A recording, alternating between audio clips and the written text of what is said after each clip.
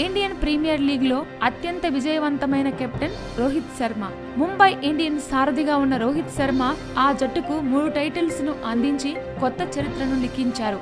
ఆదివారం జరిగిన తుది పోరులో ముంబై ఇండియన్స్ ఒక పరుగు తేడాతో గెలిచి టైటిల్ ను సాధించింది. తద్వారా 3 IPL టైటిల్స్ ను సాధించిన ఏకైక కెప్టెన్ గా రోహిత్ నిలిచారు. ఈ నేపథ్యంలో రోహిత్ పై ట్విట్టర్ లో ప్రశంసల వర్షం కురుస్తోంది. ఎవరికీ సాధ్యం కానిది రోహిత్ చేసి చూపించాడంటూ నెటిజన్లు కొనియాడుతున్నారు. అదే సమయంలో రోహిత్ ను భారత 2020 జట్టుకు కెప్టెన్ గా చేయాలంటూ ట్వీట్లతో హోరెత్తిస్తున్నారు. ఇటీవలే పరిమిత ఓవర్ల కెప్టెన్ గా నియమించబడ్డ విరాట్ కోహ్లీ స్థానంలో రోహిత్ కి పగ్గాలు అప్పచెప్తే బాగుంటుందంటున్నారు. ప్రధానంగా పొట్టి ఫార్మాట్ లో రోహిత్ కి సారథిగా బాధ్యతలు ఇవ్వాలని డిమాండ్ చేస్తున్నారు.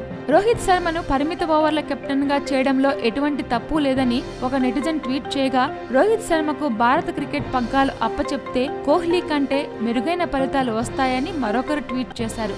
రోహిత్ శర్మ సాధించిన 3 టైటిల్స్ ఏదో అదృష్టంతో గెలుచుకున్నది కాదు, అతని ప్రతిభతో సాధించిందేనని నిరూపించుకున్నాడని మరొకరు పేర్కొన్నారు.